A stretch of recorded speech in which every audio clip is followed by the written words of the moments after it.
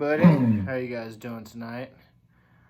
I was just hanging out, thought I'd make a little test run and talk a little bit about fingerboard memorization and the fun world of how do you take something that you might learn up here and apply it all up and down the guitar neck.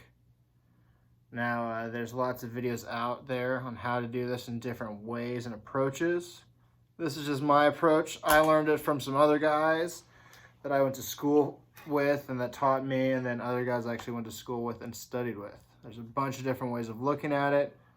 No one way is the right way. I know guys that don't think about notes at all and just think about frets. I know guys that are the opposite and would say that's heathenistic. You can't do that. You have to know all your notes and every correlation and all that. Whatever you want to do is really the way to do it. So here's just a quick way that I like to sometimes look at the fretboard. This also isn't always how I do it. This is just a kind of quick memorization technique more than a way to really apply. Eventually, through this, once you learn your notes, you can apply anything. And so it all helps, it all builds. Any little thing, as far as memorization, it's always a good thing to memorize your fretboard and try to learn as much as you can. There's some technical things that you want to be careful about because technique, you can learn a bad technique and you can actually hurt your hand and some other issues. So careful about technique, memorization. Always a good idea to try to memorize and learn as much as you can, just the way it kind of goes. So this way of doing it, we're just going to kind of run up, there are things called scales you maybe have heard of and chords and all this stuff. Bunch of different ways that you can come about chords using these scales. There's a bunch of ways that scales can be used over chords. In that intro little thing that I was doing, I was mixing up a couple different scales over a static chord. I was just playing a C major, good old fashioned. You can play it up here. I was actually on a loop down here, C major, pretty much as standard as you're gonna get. But a bunch of different things you can play over it in the long run. So what we're going to do is we're going to take from that, because that's kind of why I chose that chord to play over, because that's going to be our example. So we're going to take a C major chord, but only part of it. Normal scales have 8 notes. We're only going to take a little pattern. We're going to take 4 notes, so half of a scale. Not even going to really talk about what those notes are in the scale, where you might name the notes, but that's about as deep as we're getting theoretical. So we're going to do a C, a D, E, and a G.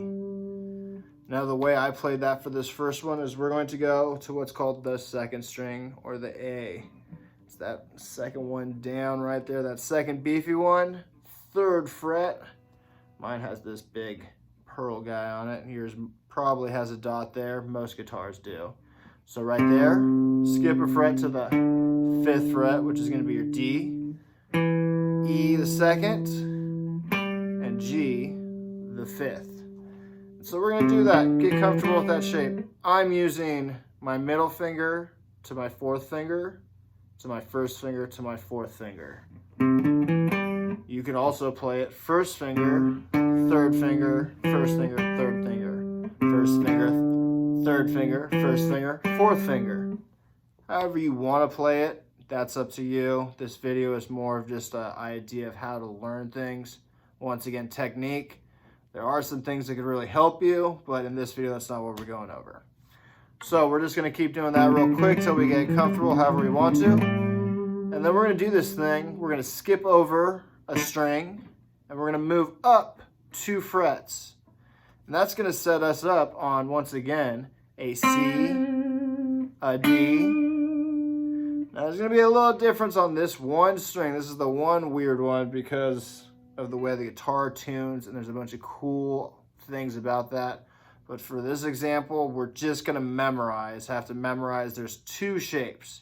Our first shape And now this second shape, which is similar, but instead of going up, we just come over here. So if we start on this, is going to be our G string. It's going to be the first string that's not, it doesn't have a string that looks like a circle around it. It's going to be our first just straight string. 5, 7, C, D. 5 on the next string up, E, G, C, D, E, G, C, D, E, G, C, D, E, G, C, D. And then we're going to go up here, craziness. This one, obviously, we can't go up, so we're going to restart over here. If you don't know by now, E, E. That means these two strings are the same. It's an octave apart, meaning the same note, but different tones, low, high. Quick little thing. So, we end on this CD. We go over here. We're just going to go on those low ones because we want to just continue all the way up. Whole idea is being able to go from a low position to a high position without ever having to change the notes.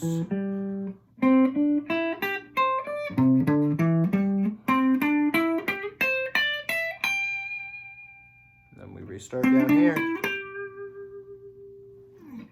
So then that goes all the way up.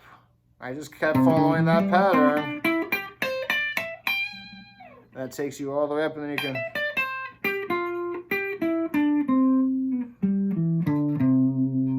all the way up and down, and you can do this all different ways.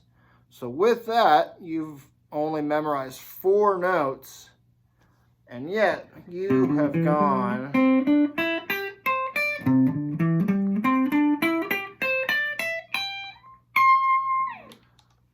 you're all the way up and down the neck without ever having to go through and memorize every different position. You now have different ways and different ideas that you can stretch out all the way over the neck.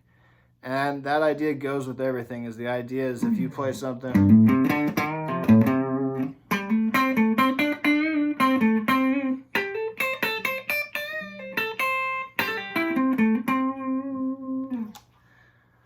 so that's the idea. This is my first one of these, so we'll continue on, and I'm going to try to get better and more ideas. I hope it was kind of a coherent thought and not just total rambling, because I do that sometimes. So I'll try to do another one of these in the next few days. We'll see how quickly I can chop it and make it look pretty.